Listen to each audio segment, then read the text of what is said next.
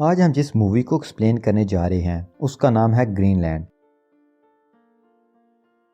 Movie की शुरुआत में हम जॉन गैरेटी को देखते हैं जो कि जॉर्ज अटलांटिया में रहता है। वो काफ़ी फेमस आर्किटेक्टर है। जॉन का एक बेटा है लेकिन उसके रिलेशन अपनी वाइफ के साथ ठीक नहीं होते। कल जॉन के बेटे की बर्थडे है। वो जल्दी से अपना काम ख़त्म करता है। वो और उसकी वाइफ नेल्सन तय करते हैं कि वो अपने बेटे के लिए एक दूसरे को मौका देंगे। नेथन अपने पेरेंट्स को साथ देकर बहुत खुश होता है। वो अपनी बर्थडे के लिए काफी एक्साइटेड होता है। तभी टीवी पर एक न्यूज चलती है कि एक कॉमेट अर्थ से टकराने वाला है, वो भी सिर्फ 2 दिन में। कॉमेट सूरज के गिर्द होते हैं और सूरज की गर्मी से हीटेड बॉडीज बन जाते हैं, लेकिन वो हमारे प्लेनेट से नहीं टकराते।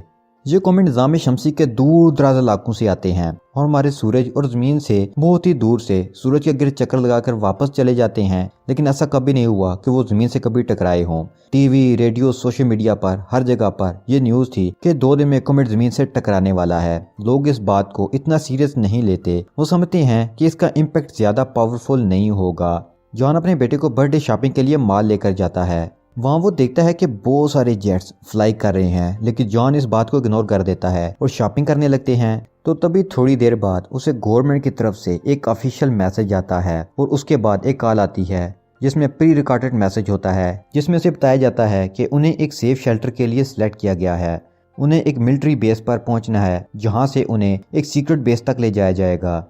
सेम यही मैसेज जॉन के टीवी पर प्ले हो रहा होता है, लेकिन नेल्सन उसे देख नहीं पाती। जॉन काफी परेशान होता है। जब वो घर पहुंचता है तो देखता है कि उसके नेबर्स बर्थडे पार्टी के लिए आते हैं। टीवी पर वो न्यूज देखते हैं कि कॉमेट बहुत सारे टुकड़ों में बढ़ चुका है।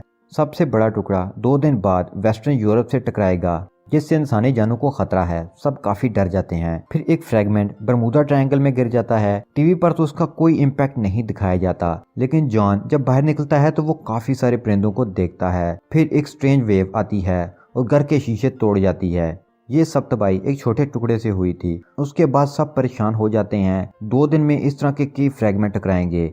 इस दौरान जॉन को वही मैसेज और कॉल आती है जिसमें बताया जाता है कि उन्हें एक सेफ शेल्टर के लिए सिलेक्ट किया गया है। उसके साथ ही जॉन को एक QR कोड भी आता है ताकि उसकी फैमिली को रिकॉग्नाइज किया जा सके। अब ये सुनकर बाकी लोग गुस्सा करते हैं कि क्यों सिर्फ उन्हें ही सिलेक्ट किया गया है। अब वो लोग बैग पैक करके जाने लगते हैं। नेथन को डायबिटीज थी, इसलिए उसकी मेडिसिन बहुत ज़रूरी थी। जब वो गाड़ी लेकर घर से निकलते हैं तो उनकी नेबर्स अपनी बेटी को लेकर आती है और रिक्वेस्ट करती है कि वो उसे अपने साथ ले जाएं, लेकिन वो ऐसा नहीं कर सकते थे। अब वो मिलिट्री बेस पहुंचते हैं। अब उन्हें याद आता है कि मेडिसिन तो गाड़ी में रह जाती है। वो नेल्सन को प्लेन में जाने का कहता है और खुद मेडिसिन लेने चला जाता है। जब काफी देर गुजर जाती है और जॉन वापस नहीं आता तो नेल्सन पैनिक करती है। वो प्लेन से बाहर आ जाती है। वो एक ऑफिसर के पास जाती है और उसे कहती है कि हस्बैंड मेडिसिन लेने गए हैं। जब वो आए तो उन्हें बता दे कि नेल्सन चली गई है। नेथन की मेडिसिन वाली बात सुनकर ऑफिस दोनों माँ बेटे को अलग अलग ले जाते हैं क्योंकि इस प्लेन में कोई भी पेशेंट अलॉट नहीं था। इधर जॉन वापस आता है और नेल्सन को ढूंढने लगता है। जब वो नहीं मिलती तो जॉन प्लेन में चला जाता है। उसे लगता है कि वो लोग प्लेन में बैठ गए होंगे। इधर नेल्सन रिक्वेस्ट कर रही होती है कि नेथन को जाने दिया जाए। वो कहती है कि मेरे हस्बैंड प्लेन में होंगे। ऑफिसर उनकी बात मान जाती है। जॉन काफी टेंशन में था, लेकिन वो ये सोचकर प्लेन पर चढ़ जाता है कि शायद नेल्सन इधर हो। जब वो जाता है तो उसे नेल्सन नहीं मिलती। जॉन के हाथ में मेडिसिन का बॉक्स देकर एक आदमी उससे पूछता है कि क्या तुम्हें मेडिसिन के साथ जाना अलो है, क्योंकि ये लोग किसी पेशेंट को नहीं अलो कर रहे और मेरी बहन को भी उन्होंने निकाल दिया है। ये सुनकर जॉन समझ जाता है कि उन्हें किसी ने प्लेन में आने ही नहीं दिया। अब जॉन वहां से जाने की कोशिश करता है। एक आर्मी वाला उसे बताता है कि यहाँ बहुत ज्यादा लोग जमा हैं और उन पर फायरिंग कर देते हैं। तो तभी एक प्लेन का फ्यूल लीक होने लगता है और आग लगने से एक बहुत बड़ा धमाका होता है। वो प्लेन तबाह हो जाता है। अब सब लोग इधर उधर भागने लगते हैं। नेल्सन और जॉन दोनों परेशान होते हैं। वो दोनों एक दूसरे को ढूंढते हैं लेकिन नहीं मिलते। नेल्सन अपनी गाड़ी के पास जाती है और नोट छोड़ देती है कि मैं अपने पेरेंट्स के घर जा रही हूँ, तुम भी वहाँ आ जाना। जहाँ जब गाड़ी के पास जाता है तो वो नोट देख लेता है और वो खुश होता है कि उसकी फैमिली को कोई नुकसान नहीं पहुँचा। नेल्सन नेथन को लेकर करीब ही एक मेडिकल स्टोर में चली जाती है। वहाँ कुछ शूटर्स आते हैं और फायरिंग शुरू कर देते हैं। नेल्सन बाहर आ जाती है और एक कपल से लिफ्ट मांगती है। वो उसे करीब ही लिफ्ट देने तक राजी हो जाते हैं। फिर नेल्सन उन्हें सारी कहानी बताती है कि क्यों मिलिट्री वालों ने नेथन को साथ ले जाना अलो नहीं किया। वो आदमी कहता है कि इस बच्चे को जरूर जाना चाहिए, मैं उसको लेकर करीब ही बेस कैंप में जाऊंगा। लेकिन नेल्सन कहती है कि उसे उसके फादर के घर जाना है। वो लोग उन्हें गाड़ी से उतार देते हैं। फिर वो सड़क पर खड़े होकर अपने बेटे के लिए मदद मांगती है। जॉन नेल्सन को कॉल करने के लिए एक बिल्डिंग की छत पर चढ़ जाता है। वहाँ कुछ लोग पार्टी कर रहे होते हैं क्योंकि दुनिया खत्म होने वाली है। फिर देखते ही देखते दूर एक कोमेट टकराता है और तबाही मच जाती है। जॉन परेशान होता है कि उसकी फैमिली कहाँ है। अब जॉन नीचे आ जाता है। उसे माइग्रेंट्स की कार दिखाई देती है जो कि कनाडा जा रहे हैं। जॉन उसमें बैठ जाता है ताकि नेल्सन के फादर के घर जा सके। गाड़ी में एक कैलिब नाम का आदमी होता है। वो बताता है कि उसकी माँ भी सिलेक्टेड है।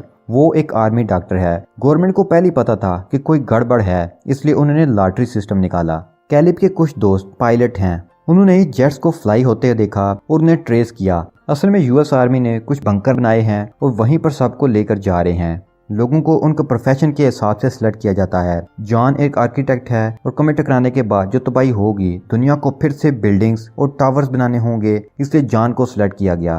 कैलिब कहता है कि हम कनाडा जरूर जाएंगे। वहाँ उनके पायलट दोस्त उन्हें ग्रीनलैंड ले जाएंगे।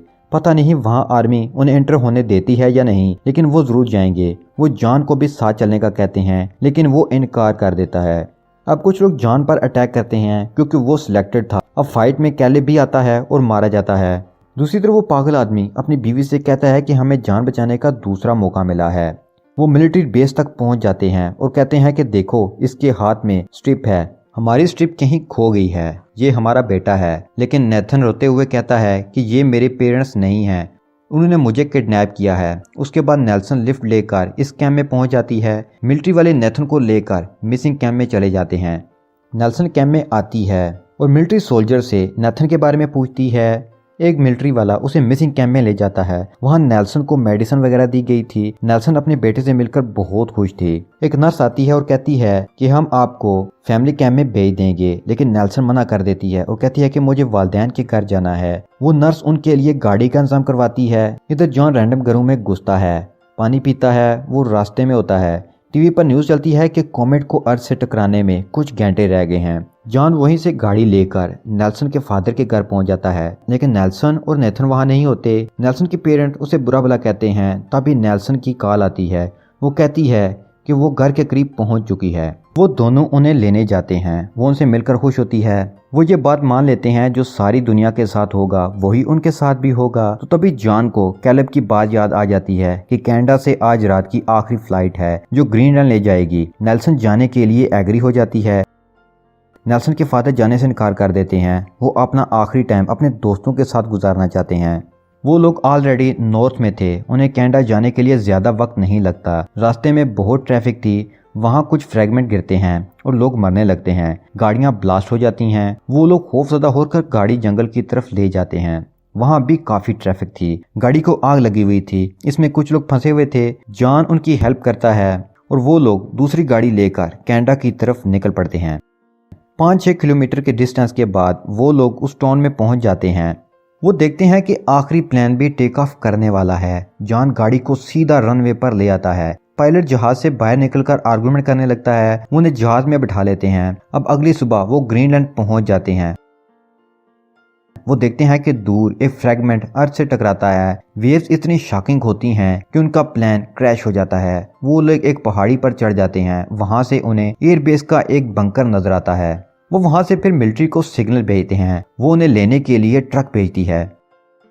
जैसे ही आखिरी फ्रैगमेंट अर्थ की एटमॉस्फेयर में आता है, हर तरफ अर्थक्वेक आने लगते हैं। अब हम देखते हैं कि नेथन, एल्सन, जॉन अपनी लाइफ के लिए प्रेयर करते हैं। वो आखिरी टाइम अपनी फैमिली के साथ गुजारते हैं। देखते ही देखते एक जोरदार ब्लास्ट होता है। जॉन अपनी फैमिली के साथ गुजारे हुए लम्हों को याद करता है। हर तरफ खामोशी छा जाती है। ये खामोशी तूफान के बाद की थी।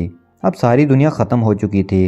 हर तरफ धुंधलापन था। राख की वजह से सारे शहर तबाह हो चुके थे। सूरज भी दिखाई नहीं दे रहा था। अब हमें नौमाबाद का वक्त दिखाया जाता है।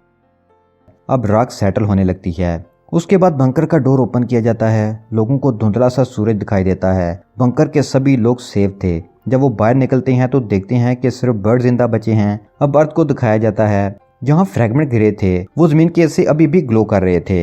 यूरोप और इंडिया में बंकर बनाए गए थे। वहाँ भी कुछ लोग जिंदा बचे थे। उनसे कांटेक्ट किया जाता है। अब यहीं पर यह मूवी खत्म हो जाती है।